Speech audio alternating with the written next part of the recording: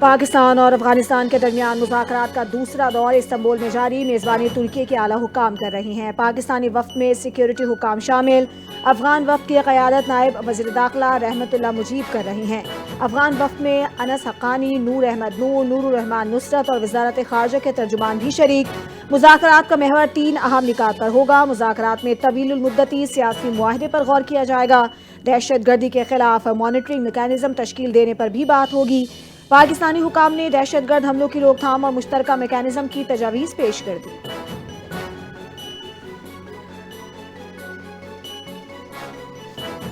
شہداء کی قربانیوں سے ہماری سرحدیں محفوظ ہیں، فوج پاکستان ہر لمحہ ملک کے دفاع کے لیے تیار ہے۔ وفاقی وزیر دفاع خواجہ آصف کی سیالکوٹ میں میڈیا سے گفتگو، کہا ہم چین سے سوتے ہیں کیونکہ سرحدیں محفوظ ہاتھوں میں ہیں۔ افغان رجیم کے ساتھ مذاکرات جاری ہیں۔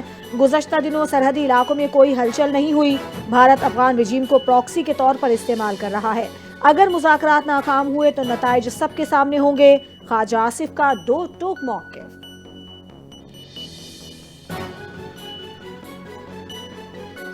وزیر داخلہ محسن نقوی سے پولینڈ کے نائب وزیر داخلہ میچے ڈیشک کی ملاقات۔ محسن نقوی نے وزارت داخلہ آمد پر مہمان وزیر کا پرتپاک خیر مقدم کیا۔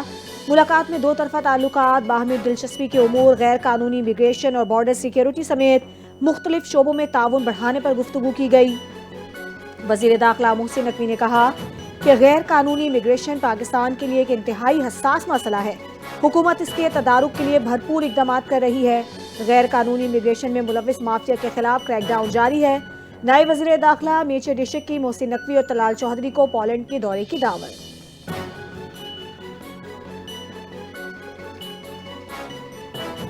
بھارت اور افغانستان کے آبی گٹھ جوڑ پر پاکستان کا آبی دفاع اور خود مختاری کا عزم۔ بھارت کی مارکہ حق میں شکست کے بعد افغان طالبان کے ذریعے آبی جارحیت شروع۔ طالبان رجیم کو بھارت کی جانب سے $1 ارب امداد کی پیشکش۔ طالبان رجیم دریائے کنر پر بھارتی حکومت کے تعاون سے ڈیم تعمیر کر کے پاکستان کو پانی کی فراہمی روکنا چاہتی ہے۔ بھارت افغان منصوبہ پاکستان کے آبی نظام کی مشرق اور مغرب دونوں اطراف سے نشانہ بنانے کی سازش۔ پاکستان نے اپنے واضح موقف میں کہا کہ پانی سلامتی، زراعت اور معیشت کی شہرگ ہے، کسی کو دباؤ ڈالنے کی اجازت نہیں دی جائے گی۔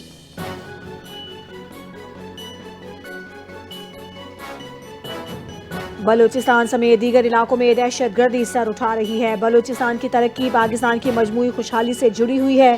وزیر اعظم شہباز شریف کا نیشنل ورکشاپ بلوچستان کے شرکاء سے خطاب، کہا صوبے کی جغرافیائی ساخت اور دور دراز آبادیوں تک بجلی اور پانی کی فراہمی اہم چیلنج ہے۔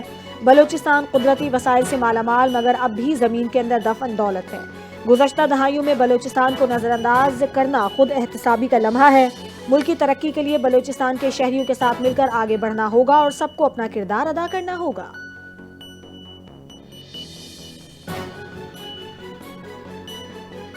بھارتی میڈیا کے خطے میں انتشار پھیلانے کے حربے بے نقاب۔ ISPR نے کرم میں 22 فوجیوں کی شہادت کی تردید کر دی۔ ISPR کے مطابق کرم میں نہیں، اورکزئی میں انٹیلیجنس آپریشن میں 11 فوجی شہید ہوئے تھے۔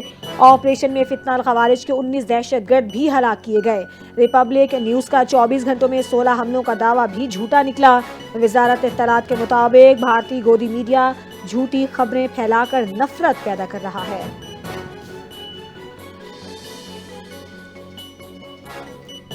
وزیر اعلیٰ پنجاب مریم نواز کا ایئر پنجاب کو جلد از جلد فنکشنل کرنے کا حکم۔ مریم نواز نے ایئر پنجاب کے فیز 1 کے لیے کارروائی جلد مکمل کرنے کی ہدایت کر دی۔ وزیر اعلیٰ مریم نواز شریف کی زیر صدارت اجلاس میں ایئر پنجاب پروجیکٹ پر پیش رفت کا جائزہ۔ لاہور سے اسلام آباد ایئر پنجاب کے فلائٹ روٹ پر اتفاق۔ وزیر اعلیٰ نے مری گلاس ٹرین پروجیکٹ کے لیے ممکنہ اقدامات کی ہدایت کر دی۔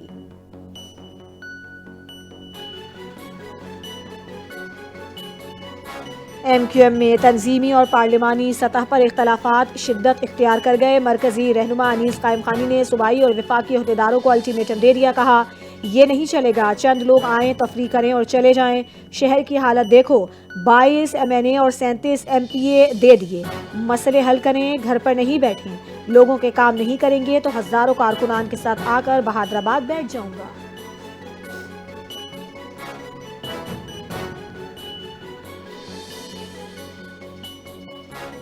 اور PIE نے 5 سال بعد برطانیہ کے لیے باقاعدہ پروازیں دوبارہ شروع کر دیں۔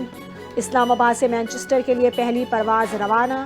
شاندار تقریب کا انعقاد۔ وزیر دفاع خواجہ آصف، برطانوی high commissioner Jane Marriott, aviation حکام اور پی آئی اے انتظامیہ سمیت دیگر اہم شخصیات کی شرکت۔ خواجہ آصف نے تقریب سے خطاب میں کہا کہ پی آئی اے پر عائد پابندی سے حکومت کو بڑا نقصان ہوا۔ پی آئی اے کے معیار کی بحالی اور روٹس کی دوبارہ فعال سازی پاکستان کے لیے اہم پیش رفت ہے۔ وزیر دفاع نے برطانوی high commissioner Jane Marriott کے مثبت تعاون کو کلیدی کردار دیا۔